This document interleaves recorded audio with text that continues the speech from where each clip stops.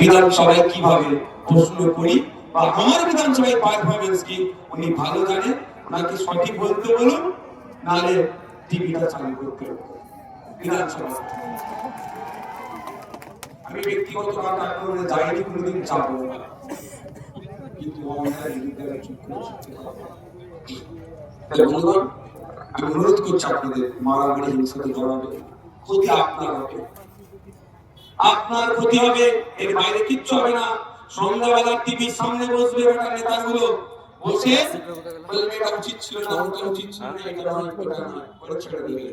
যার গেল, হ্যাঁ যার গেল, যার গেল তার গেল।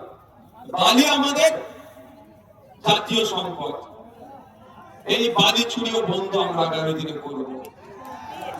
কয়লা আমাদের জাতীয় সম্পদ, ওটা বিক্রি করে রেভিনিউ আসবে, যা আমাদের কোষাগারে জমা পড়বে, আমাদের উন্নতি হবে। তার পরিবর্তে চুরি করে বিক্রি করে দিচ্ছে, এগুলো বন্ধ করা হবে। আর যে কি বলছে